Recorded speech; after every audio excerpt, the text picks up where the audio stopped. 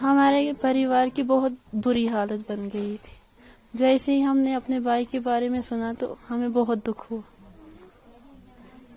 आदिल क्या करता था, कितने पैसे कमाता था? यही दिन का 300 रुपया कमा लेता था। और क्या काम करता था? यही घोड़े चलाता था, मजदूरी करता था। कई लोग बता रहे हैं कि उस दिन आपकी बड़ी बहन ने मना किया आदिल को कि मत जाओ।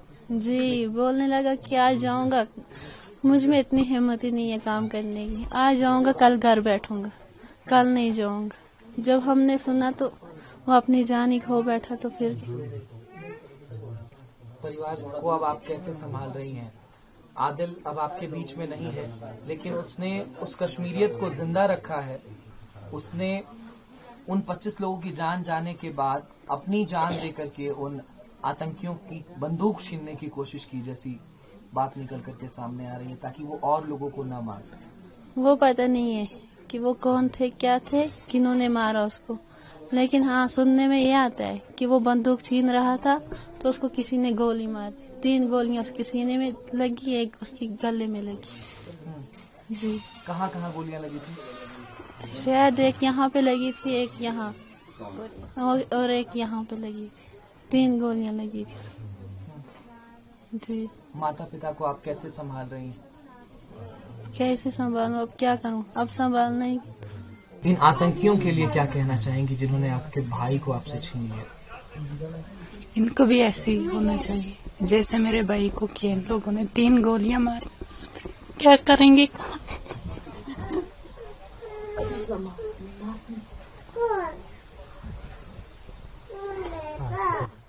अब कहाँ से ढूंढेंगे भैया को?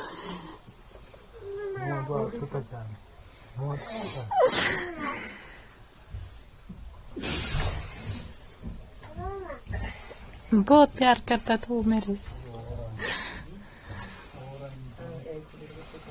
जब कहीं निकलता था तो पहले मुझे बुलाता था, असमत मैं जाऊंगा, ये करूंगा, वो करूंगा, कुछ लाना है आपके लिए, बच्चे कहाँ हैं, बच्चों को दिखाए, ये करेंगे, वो करूंगा, बच्चों के लिए कुछ लाऊंगा। अब कौन ला के देगा हम लोगों को? क्या करूं? और ये एक बंदा था जिड़ा मेरे लिए कमा कांदा, और कौन था?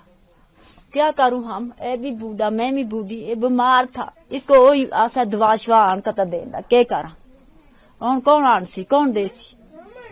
ओ ये कमा कर दिन को 300, रात को चावल शावल आंदा से खेन दे, क्या करा? बड़ा बेटा हुई था, और क्या करा? आदिल आपका सबसे बड़ा बेटा था। बड़ा बेटा। वो उन आतंकियों से उनकी बंदूक छीन रहा था। वो जब उनकी जान बेचेंदा था तो अपनी जान देगा, क्या करूं? वो भी हमारे भाई थे, तो वो भी हमारे भाई थे, क्या करूं? आदिल वो कश्मीरी है जिसने कश्मीरियत को जिंदा रखा। उन तमाम लोगों के बीच में वो उन आतंकियों से लड़ रहा था ताकि वो उनकी जान बचा सके। हाँ, उसकी। आपको कैसे खबर मिली कि आपका बेटा अब इस दुनिया में नहीं? असा को खबर मिली, फोन कर फोन ही नचाया का। शाम को 10 बजे पता लगा जो उसमें गोली आ गई। हमें कम से कम 6 बजे पूरी ये खबर मिली, जब हमारे बेटा और मेरे चचेरे भाई वहाँ पहलगाम में गए, हॉस्पिटल में गए, और वहाँ से इन्होंने देखा तो वहाँ तब हमको खबर मिली कि ये अब इस दुनिया में नहीं रहे। उन्होंने बोला हमको, जो यहाँ से उधर इसको ढूंढने के लिए गए थे। आप परिवार के सबसे बड़े हैं। हाँ जी।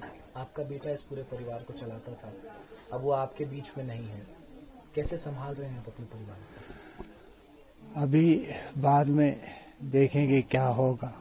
अभी इसी गांव में हम मुब्तला है, यही गांव है, अभी यही परेशानी है। देखेंगे बाद में क्या होगा। अगर कोई इंसाफ मिला या कोई न कोई बहाना मिला तो कुछ होगा। आदिल इंशाअल्लाह इतना बहादुर था कि वो जब आतंकी अंधाधुंध गोलियां चला रहे थे, कश्मीरियत को शर्मसार कर रहे थे, तब आपका बेटा आदिल उनकी बंदूकें छीन रहा था, उन बुज़दिलों से लड़ रहा था। क्या कहेंगे अपने बेटे की शहादत के बारे में? बहुत फख्र है, बहुत फख्र है उसकी शहादत पे। उसकी फक्र के लिए मैं इस वक्त जिंदा हूँ, नहीं तो उसकी जवानी, उसकी शक्ल, उसकी ये देखकर मैं भी मर जाता। फिर उसी वक्त जब उसकी डेथ हुई तो मैं भी अपनी जान गंवा देता, लेकिन इस बहादुरी की वजह से मैं खुश हूँ और मेरी जान भी बच गई कि उसने और लोगों, सियाहों को बचाया, उन औरतों को वहाँ पे बचाया, उन बच्चों को बचाया। कुछ लोग उसकी वजह से बच गए, ये मुझे बहुत बड़ा नाज है उनका। जब आतंकी ये अंधाधुंध गोलियां चला रहे थे और आपके बेटे से आपकी आखिरी बातचीत फोन पर हुई थी जब वो घोड़े लेकर के गया था सुबह, उसके बाद? नहीं, उसके फोन नॉट रीचेबल था पहले जब हम यहाँ से फोन करते थे, फिर बाद में 4 साढ़े 4 बजे के बाद उसका फोन ऑन हुआ।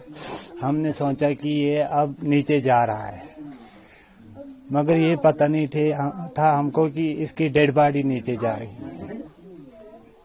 हमने सोचा कि ये अब निकल आया वहाँ से, क्योंकि वहाँ पे नेटवर्क नहीं होते हैं। हमने सोचा ये निकल आया अब वहाँ से। तो जब बाद में हम इंतजार करते रहे, जब शाम भी हो गई तो ये नहीं आया, तो फिर हम इस पूरे गम में मुब्तला हो गए। तमाम लोग इस बात को कह रहे हैं कि जब वो गोलियां चलाने से पहले वो लोगों का धर्म पूछ रहे थे, उनका नाम पूछ रहे थे। आदिल से भी पूछा गया होगा, आदिल ने कहा होगा कि मैं मुसलमान हूँ, लेकिन उसने बंदूक छीनने का प्रयास किया, उसने उन तमाम सैलानियों की जान बचाने की कोशिश की, इसलिए उसको मौत के घाट उतार दिया आतंकी। जनाब, वो तो वहाँ की खबर वही है, लेकिन सुनने में आता है कि उसने उन सैया जो उसके साथ थे, जब वो उसका हस्बैंड गिरा गोली से तो उसकी वाइफ भी उस पर गिर पड़ी, तो बाद में इसने उठा के खड़ा करके और उनको कहने लगा कि आप इन बेगुनाहों को क्यों मार रहे हो, ये सुनने में आया है, उन बेगुनाहों को क्यों मार रहे हो।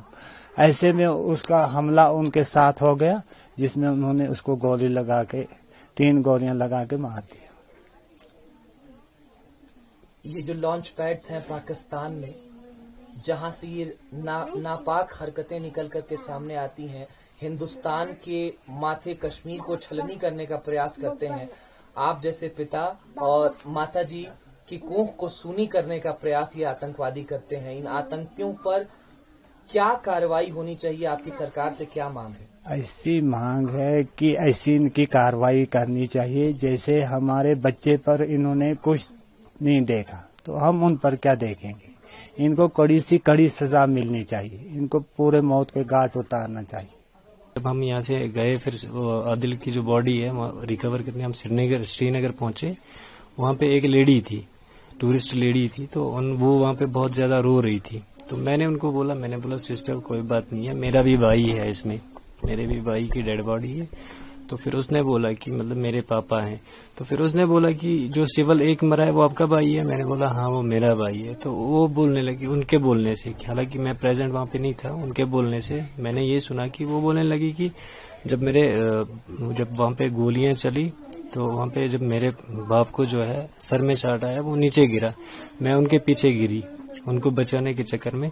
तो ये एक लड़का है जो वहां से मतलब भाग के आया और इसने मुझे बाजू से पकड़ा और वहां से निकालने की कोशिश की, ठीक है। उसके बाद क्या हुआ कि इसने जो मतलब अटैकर्स थे जिन्होंने अटैक किया, उनको ये बोलने लगा कि ये अगर मतलब तुम इनको क्यों मार रहे हो, ये जो बेगुनाह लोग हैं, तुम बेगुनाह लोगों को क्यों मार रहे हो।